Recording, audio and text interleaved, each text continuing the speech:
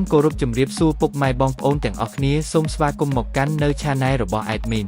សម្រាប់ថ្ងៃទី15 ខែតុលាឆ្នាំ2025 Admin ក៏មានតម្រុយឆ្នោតពិសេសនិងលេខល្អសម្រាប់ចែកជូនពុកម៉ែបងប្អូនសងសំណាងកម្សាន្តប្រចាំថ្ងៃផងដែរជាដំបូងសូមពុកម៉ែបងប្អូនជួយចុច Like និងជារូបសញ្ញាកណ្ដឹងឲ្យ Admin ម្នាក់មួយផងដើម្បីនឹងទទួលបានវីដេអូថ្មីក្នុងទូរស័ព្ទដៃពុកម៉ែបងប្អូនពុកម៉ែបងប្អូននឹងមានភាពងាយស្រួលក្នុងការតាមដាននៅតម្រុយឆ្នោតយួនជារៀងរាល់ថ្ងៃផងដែរកុំឲ្យខាត់ពេលពុកម៉ែបងប្អូនយូរសូមពុកម៉ែបងប្អូនចូលមកកាន់នៅតម្រុយឆ្នោតយួនយើងវិញសម្រាប់ម៉ោង 4:30 នាទីនិងម៉ោង 6:30 នាទី Admin មានតម្រុយឆ្នោតយួនល្អសម្រាប់ចែកជូនពុកម៉ែបងប្អូនយកទៅផ្សងសំណាងនៅថ្ងៃនេះសម្រាប់លេខតូចពីរលេខគឺ Admin មានលេខ 52 58 71 77 សម្រាប់លេខពិសេស3លេខវិញ Admin មានលេខធំ3លេខគឺលេខ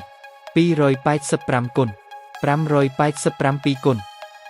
771គុណរីឯលេខអូសខ្ទង់វិញ Admin អូសខ្ទង់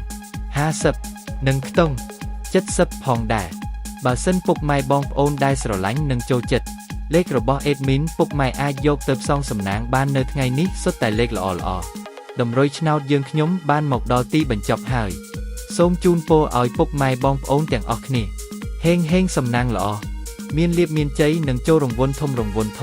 បានបើកលុយទាំងគ្នាណាពុកម៉ែបងប្អូនជាចុងក្រោយសូមពុកម៉ែបងប្អូនជួយចុច Like និងជារូបសញ្ញាកណ្ដឹងឲ្យ Admin ម្នាក់មួយផងមកដើម្បីទទួលបានវីដេអូថ្មីសូមជួបគ្នានៅថ្ងៃស្អែកបន្តទៀតណាសូមអរគុណ